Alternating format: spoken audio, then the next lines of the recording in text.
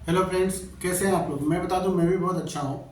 तो जैसा कि 19 फरवरी को आप लोग का अकाउंटेंसी का एग्ज़ाम है और उम्मीद करता हूं कि आप लोग अपना प्रिपरेशन बहुत अच्छे से कर रहे होंगे।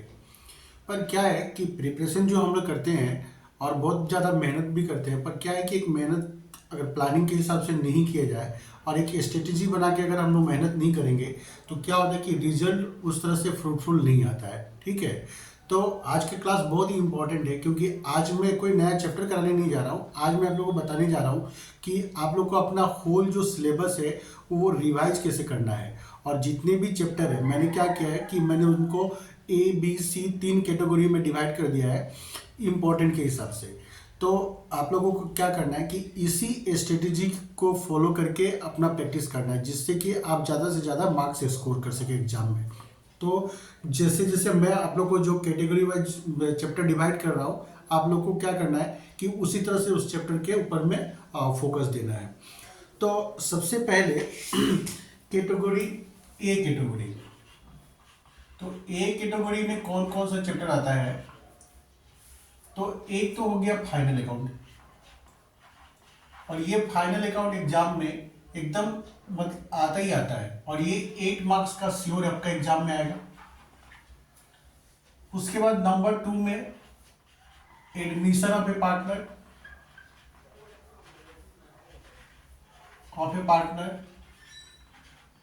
और ये भी 8 मार्क्स का श्योर क्वेश्चन यहां से आएगा। नंबर 3 कंपनी अकाउंट्स,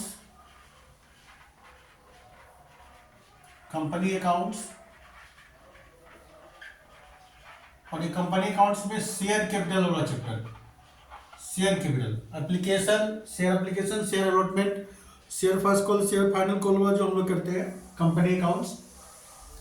तो यहां से भी 8 मार्क्स का श्योर एक क्वेश्चन आएगा।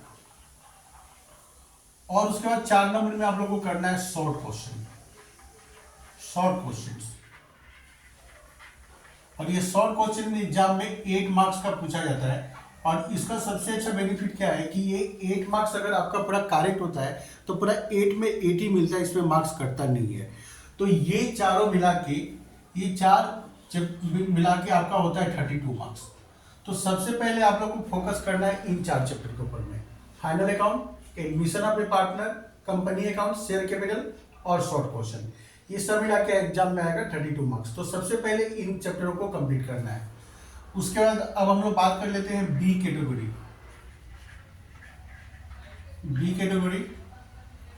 तो बी कैटेगरी में सबसे पहले डिसोल्यूशन ऑफ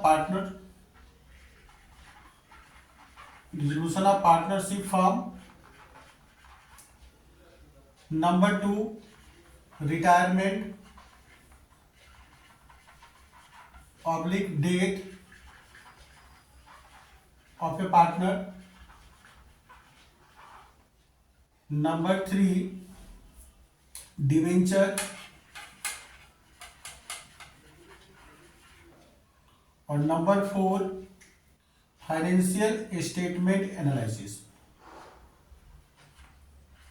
फाइनेंशियल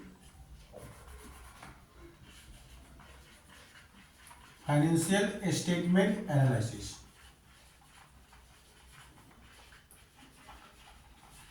तो कैटेगरी बी में ये सब चैप्टर आते हैं। डिसोल्यूशन से एक क्वेश्चन 5 मार्क्स का पूछा जाता है। रिटायरमेंट और डेथ से भी एक क्वेश्चन 5 मार्क्स या 6 मार्क्स का पूछा जाता है, 5 और 6। डिवेंचर से 6 मार्क्स का एक क्वेश्चन आता है। और उसके बाद फाइनेंशियल स्टेटमेंट एनालिसिस से भी 5 to 6 मार्क्स का एक क्वेश्चन पूछा जा सकता है। तो टोटल कितना हो गया यहाँ पे, 5 5 10 20 20 to 20 से 22 मार्क्स का यहाँ से इन 4 चैप्टर से क्वेश्चन एग्जाम में पूछा जाता है। 20 से 22 मार्क्स का आ सकता है यहाँ से। तो इसको हम लोग को सेकेंड कैटेगरी में रखना है। तो ये 4 चैप्टर का अच्छा से रिवीजन जब हो जाता है तब हम लोग को क्या करना है कि इन चारों को करना है। ठीक है, dissolution of partnership form, retirement और death of a partner, debenture और फाइनेंशियल स्टेटमेंट ऑफ एनालिसिस। इसमें भी मैं बता देता हूँ कि last time death of a partner पूछ लिया गया है, तो इसलिए इस बार के लिए रिटायरमेंट ऑफ पार्टनर बहुत ही इंपॉर्टेंट है। तो डेथ ऑफ पार्टनर से ज़्यादा आप लोग रिटायरमेंट ऑफ पार्टनर में ज़्यादा फोकस करना है इस बार, क्योंकि इस बार मुझे ऐसा लग रहा है कि रिटायरमेंट ऑफ पार्टनर से क्वेश्चन पूछा जाएगा, डेथ से आने का चांसेस बहुत कम है। उसके बाद में अब हम लोग बात कर लेते हैं कैटेगरी सी कैटेगरी। तो सी कैटेगरी में ऊपर लिखता हूं, नीचे थोड़ा स्पेस कम हो रहा है। तो सी कैटेगरी में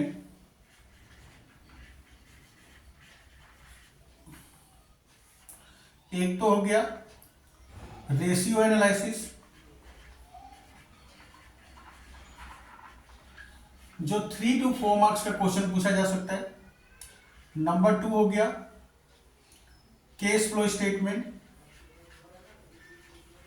केस फ्लो स्टेटमेंट श्योर नहीं है एग्जाम में आएगा या नहीं आएगा, आएगा तो यहां से भी 4 मार्क्स का क्वेश्चन एक पूछा जा सकता है। नंबर 3 हो गया फाइनेंशियल स्टेटमेंट। फाइनेंशियल स्टेटमेंट, और ये फाइनेंशियल स्टेटमेंट से जनरली क्या होता है कि यहाँ से थ्योरी ही पूछा जाता है, तो यहाँ से प्रैक्टिकल पूछने का चांसेस ना के बराबर है, थ्योरी पूछा जाता है। पर एक बात याद रखना है कि फाइनेंशियल स्टेटमेंट में हम लोग को शेड्यूल 3 के हिसाब से कंपनी का जो बैलेंस शीट का फॉर्मेट है ये जरूर से देख के जाना है।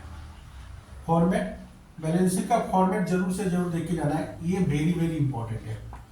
ये क्या होता है कि एग्जाम में सिर्फ और सिर्फ फॉर्मेट ही लिखने के लिए एग्जाम में दे दिया जाता है, और वहाँ पे कोई फिगर बैठाना नहीं रहता, सिर्फ फॉर्मेट लिखने के लिए आता है। और फॉर्मेट भी कौन सा आता है, जो मेजर हेडिंग वाला है, ठीक है, जो मेजर हेडिंग वाला है वही फॉर्मेट जनरली क्या होता है एग्जाम में पूछा जाता है। तो सी कैटेगरी में ये वाला चैप्टर है, तो इसको आप लोग को 3rd प्रायोरिटी देना है, और इसको आप लोग को क्या करना है कि सबसे बाद में रिवाइज करना है। तो ए कैटेगरी में हो गया final account, admission of a partner, company accounts और शॉर्ट क्वेश्चन, ये 32 मार्क्स पहले ये कंप्लीट करना है। उसके बाद में कैटेगरी बी में डिवेंचर हो गया, रिटायरमेंट हो गया, उसके बाद में फाइनेंशियल स्टेटमेंट एनालिसिस और क्या है डिसोल्यूशन। तो ये 4 चैप्टर को हम लोग को 2nd प्रायोरिटी में रखना है, उसके बाद प्रैक्टिस करना है, और लास्ट में ये तीनों चैप्टर को देखना है।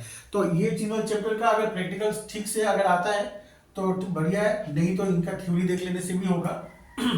ऐसे भी मैं रेशियो एनालिसिस का जो भी 2016 से लेके 2022 तक जितना भी क्वेश्चन एग्जाम में आया हुआ है सबका मैंने सॉल्यूशन यूट्यूब पे अपलोड कर दिया हूँ, और अगर चाहे तो आप लोग वहाँ से देख सकते हैं, ठीक है।